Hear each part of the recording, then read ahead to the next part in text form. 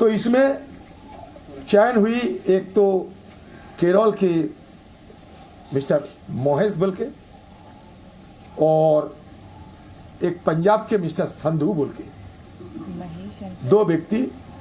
पूरा नाम दादा, पूरा नाम बता दीजिए। पूरा नाम बताते हैं। एक तो बलविंदर संधू होगा, मतलब टाइटल संधू है और गणेश, हाँ बलविंदर संधू है, और एक केरल के मिस्टर गणेश कुमार। ओके। आपने रिटर्न में भी कुछ लिख के दिया है, असहमति दर्ज कराई है आपने? दिया। अब दादा एक बार नाम गलत दिया, क्या हुआ? बोल दीजिए। सुखबीर संधू, दोनों नाम दोबारा बोल। गणेश और Sandhu. I have a question. You know, tomorrow the election commission, the issue is going to be discussed in the Supreme Court. They have not stayed it, but they are going to hear this matter. Did you tell the Prime Minister and Home Minister that this process is being under challenge and we should wait for the Supreme Court thing? So I cannot say that we should wait. That I cannot dictate upon them. Supreme Court may discuss anything. Supreme Court may debate anything. How can I say that till that Supreme Court judgment has come out, we should be? It is better to wait for that judgment to come. That I cannot say over them, because I have been invited for selecting 2 election commission. Okay.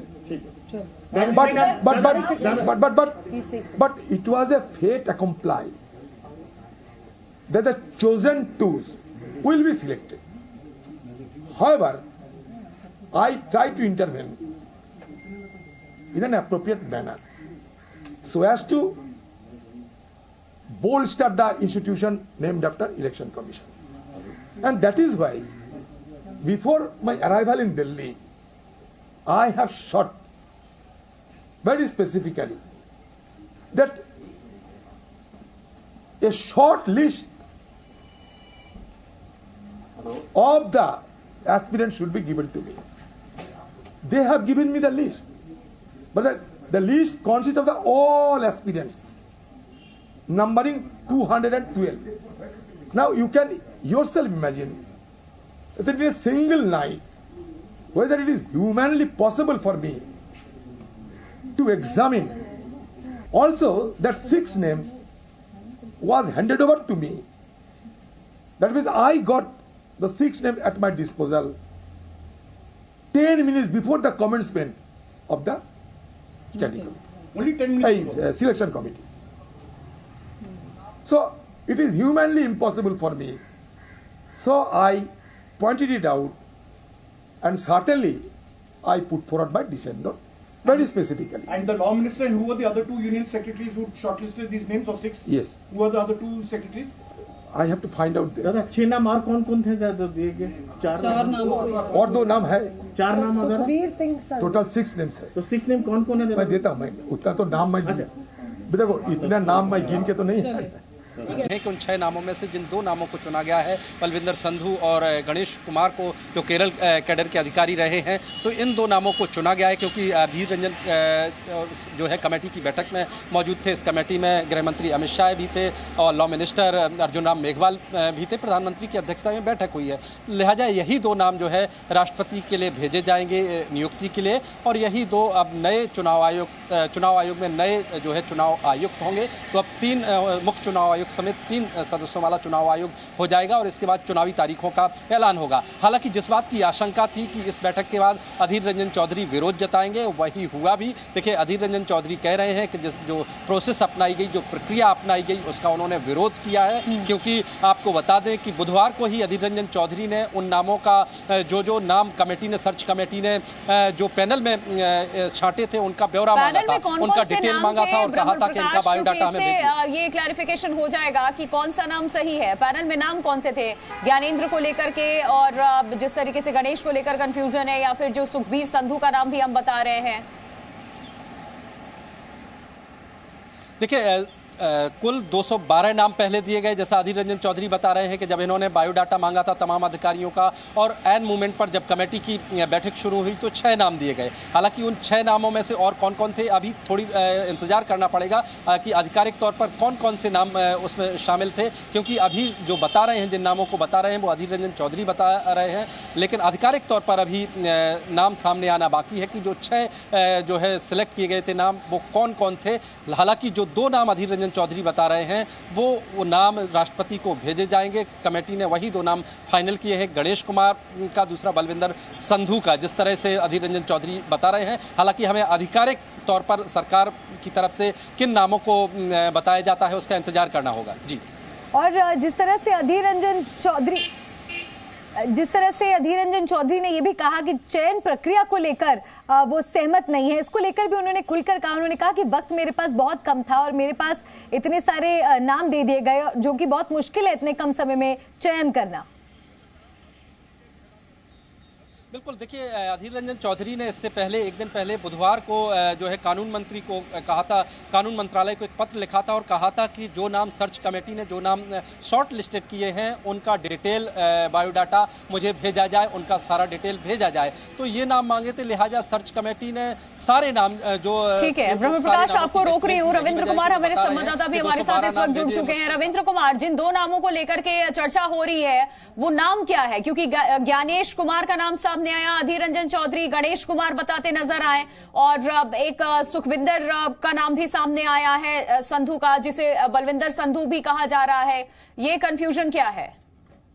देखिए, जो जानकारी मिली, Gyanesh Kumar IAS हैं 1988 batch के, Kerala cadre के, उनका नाम है, और एक सुखविंदर सिंह वो भी आईएएस हैं पंजाब कैडर के। इन दोनों के नाम पर शायद अधीर रंजन चौधरी इन्हीं दोनों नाम का बताना चाह रहे होंगे। लेकिन पहले भी जो आपसे चर्चा हो रही थी कि जिस तरह से अधीर रंजन चौधरी ने कहा कि इतने बड़ी संख्या में उनको नाम दे दिया गया, 212 दिया गया और बाद में 6 और जोड़ा गया, ये इस तरह कहीं ना कहीं बड़ी पैनल सरकार लेकर आती है। जब सुषमा स्वराज एलओपी थी और उस समय यूपीए सरकार इस तरह के बैठकें करती थी तो ऐसे ही बड़े नाम दिए जाते थे, बड़ी संख्या में नाम दिए जाते थे और फैसला होता था सरकार के द्वारा बहुमत से।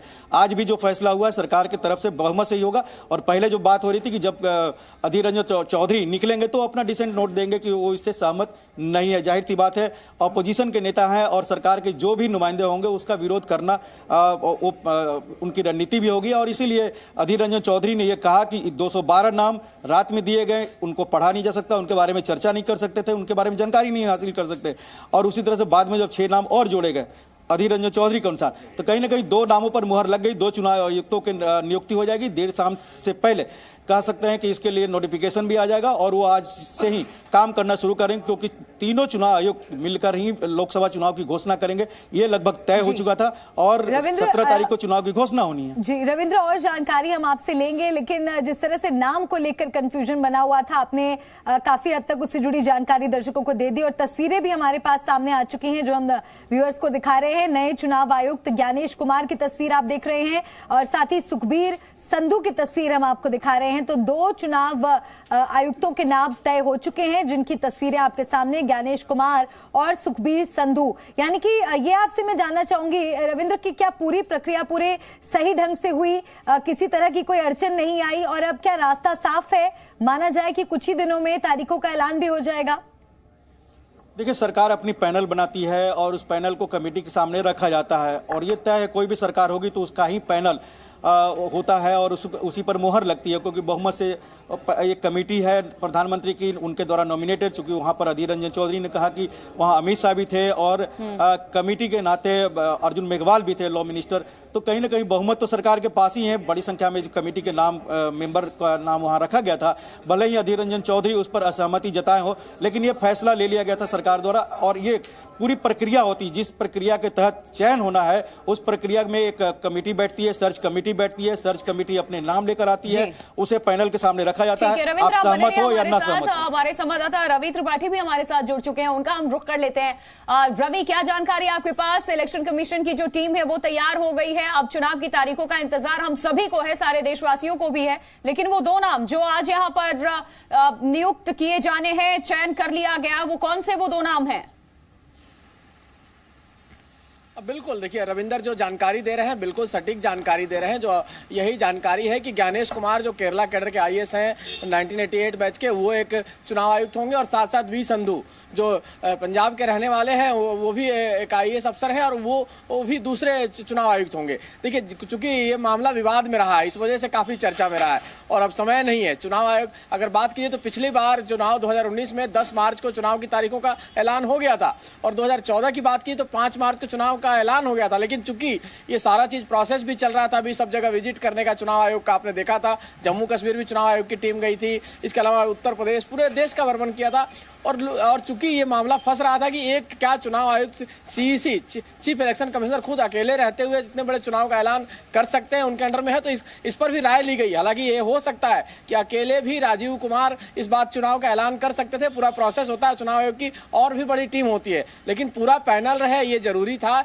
इस वजह से ये मीटिंग बुलाई गई और मीटिंग बुलाकर सुप्रीम कोर्ट के आदेश के हिसाब से देखिए उसको जल्दी करना था, तो आज मीटिंग की गई, आज शाम तक इनका फैसला हो जाएगा, इनका नोटिफिकेशन जारी हो जाएगा और माना जा रहा है कि 16 या 17 सैटरडे या संडे चुनाव की तारीखों का ऐलान किया जा सकता है। ये लगभग रवि आप दे रहे हैं कि ऑलरेडी लेट है, कुछ ही दिनों का इंतजार और चुनाव की तारीखों का ऐलान हो जाएगा। बहुत शुक्रिया रवि आपका, रविंद्र और ब्रह्म प्रकाश आपका इस खबर से जुड़ी जानकारी दर्शकों तक पहुंचाने के लिए। और जी न्यूज पर आप बने रहिए हमारे साथ, क्योंकि जी न्यूज पर खबरें लगातार हमारे साथ जारी हैं आधा दिन पूरी खबर में। जी न्यूज।